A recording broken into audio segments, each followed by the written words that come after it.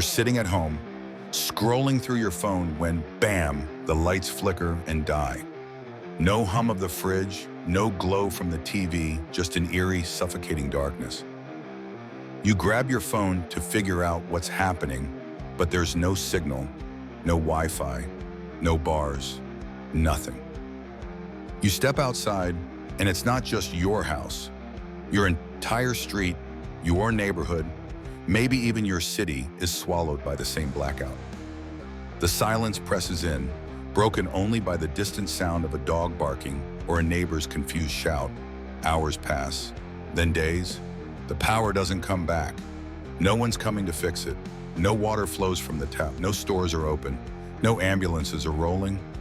Modern life as you know it, gone. All that's left is you, the people around you, and whatever skills you've got rattling around in your head. Could you survive? Really survive? That's what we're diving into today on Makes You Wonder. What happens when the grid goes down for good?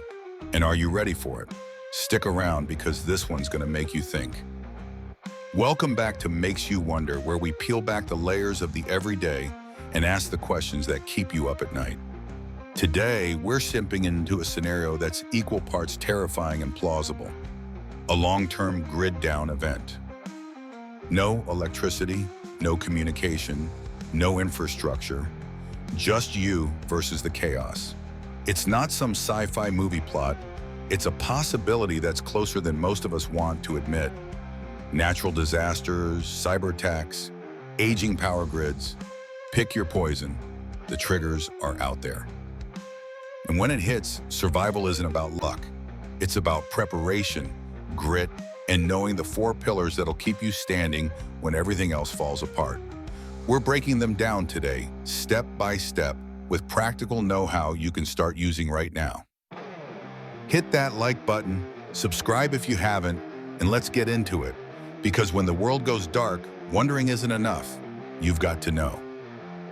Let's start with the big one. Water. You've got about 3 days before your body starts shutting down without it. Less if you're sweating, stressed, or fighting to survive.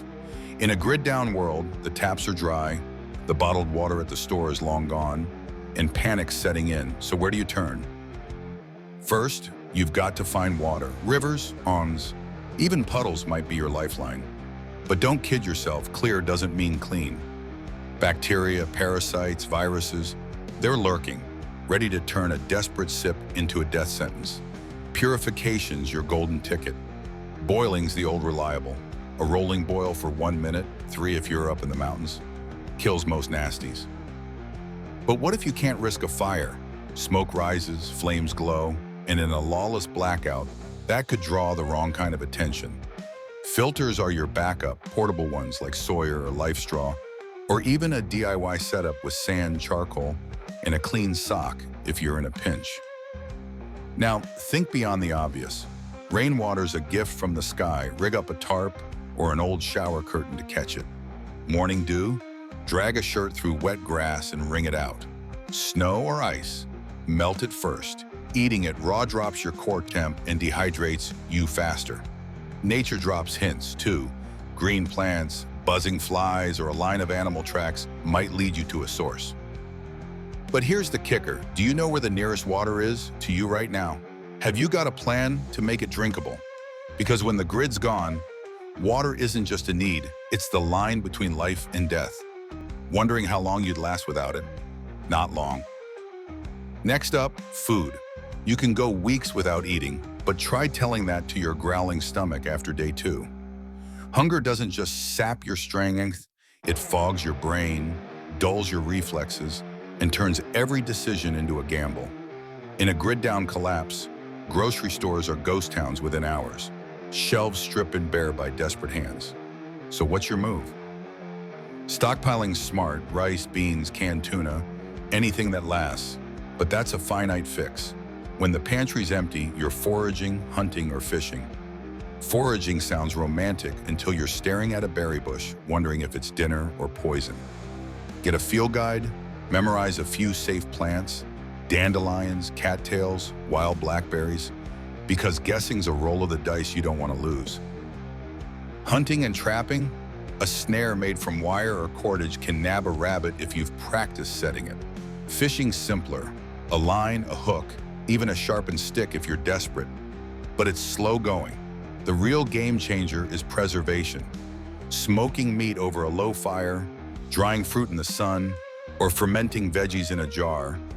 Those skills stretch your haul when fresh food's a memory. Here's the dark side, though. Eat the wrong mushroom or a spoiled scrap, and you're not just hungry, you're done. But wondering how you'd feed yourself when the system's toast? Start learning now, because starvation doesn't wait for you to figure it out. Pillar 3, shelter. Your house is your castle until it's not. A grid-down crisis turns neighborhoods into pressure cookers. Looters, scavengers, or just scared folks looking for help. They'll come knocking, and not always politely. Staying put might work if you've got supplies and defenses, but what if the chaos creeps too close? Bugging out could be your only play. Got a plan? A cousin's farm an hour away? A cabin in the woods? A campsite you've scoped out? Somewhere off the beaten path where the crowds aren't. No plan? You're rolling the dice. If you're forced into the wild, shelter's about location and ingenuity. High ground beats flood zones. Trees block wind. Stay clear of game trails. You don't want a bear as a roommate. A lean-to's quick. Prop branches against a fallen log and pile on leaves or a tarp. Snow caves clutch in a blizzard, trapping heat like an igloo. No gear? Improvise with what's around you, rocks, beans, mud. Here's the twist. Shelter's not just walls, it's staying hidden. A noisy build or a bright tarp could broadcast your spot to anyone watching. Wondering where you'd hole up if home's not an option? Better start scouting, because exposure kills faster than you think. Finally, fire. It's warmth. It's cooked meals. It's boiled water. It's life, but it's also a beacon. In a grid-down mess, hypothermia's a silent killer, even in mild weather if you're wet or wind-battered. You need heat, and fire's the king of it. Ferro rods, flint, a 9-volt battery with steel wool. Master a few methods, because matches run out. Tinder's your spark, dry grass, birch bark, a lint ball from your dryer if you planned ahead. Build it right, small to big, TP or log cabin style, and feed it oxygen. But here's the catch. Fire's a spotlight, a glow at night, a plume of smoke by day. Anyone within miles might come sniffing around. No fire? Layer up. Wool, fleece, anything dry. Stuff your jacket with leaves or newspaper for insulation. Huddle with others if you've got them. Body heat's free.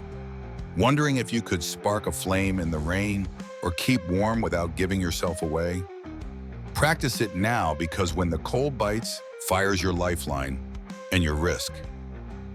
There you have it, the 4 pillars: water, food, shelter, fire. Strip away the grid, and these are what stand between you and the abyss. But knowing them, that's just step 1. You've got to do something with it. Stock up, skill up, plan ahead. Because when the lights go out for good, wondering what if won't save you, action will. So tell me in the comments, which pillar are you solid on and which one's your weak spot? Let's get that conversation going. Like this video, hit subscribe and ring that bell so you're ready for whatever we wonder about next. Stay curious, stay prepared, and we'll catch you in the next one.